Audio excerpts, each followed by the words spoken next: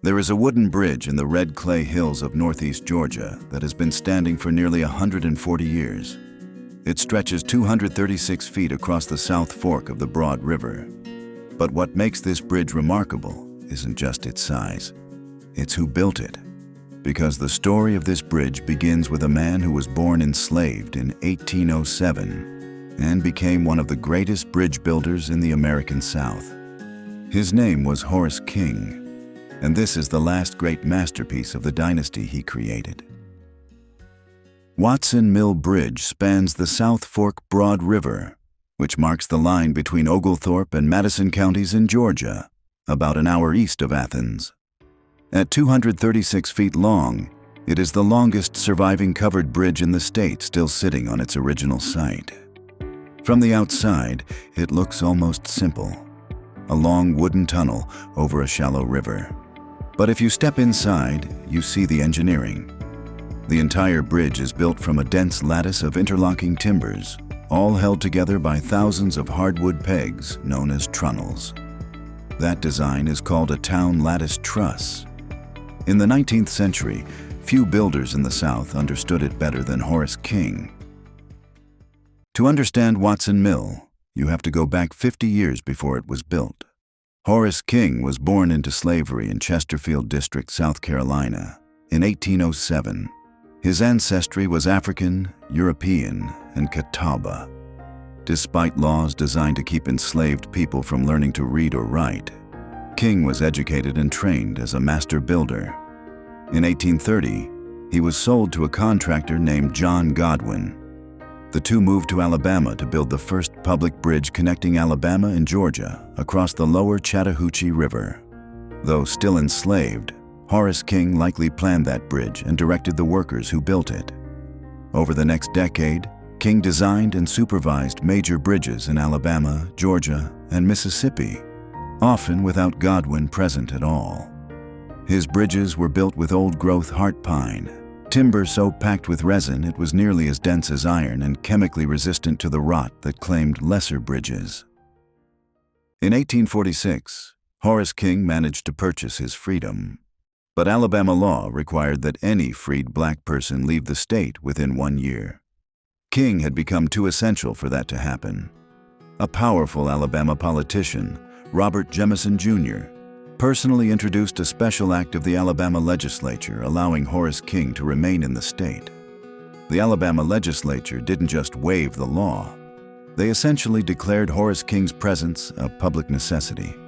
King went on to build warehouses, courthouses, and the famous twin spiral staircases inside the Alabama state capitol.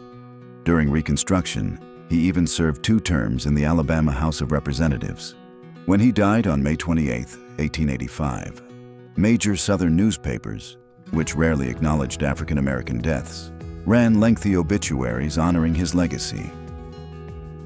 Just months after Horace King's death, his son Washington W. King arrived at a quiet river in northeast Georgia. Washington had grown up in the family business. He inherited the technique, the tools, and the reputation. In late 1885, he completed the bridge that still stands here today. Watson Mill Bridge stretches across the river in 4 long spans. Washington didn't just build a bridge, he built a monument. By using his father's town lattice design, he created a structure where every single plank shares the load, making the bridge an interlocking web of strength that actually grows tighter as it ages. And the cover wasn't for romance, it was for preservation. An uncovered wooden bridge might last 15 years. A covered one, protected from the Georgia sun and rain, could last a century. When Watson Mill was built, it wasn't a landmark. It was vital infrastructure. Just upstream stood the working grist mill and saw mill that gave this place its name. The bridge sat on a foundation of solid rock shoals, where the water still rushes today, just as it did when Washington King first crossed here with his crew. In those days, the bridge was the heart of the community. Local lore suggests that on summer evenings, families would spread blankets inside the covered span and hold square dances, using the wooden tunnel as an impromptu ballroom. In the 19th century, Georgia had more than 200 covered bridges. Today, fewer than 20 remain. Most fell to floods, fire, or the simple indifference of time. Watson Mill survived.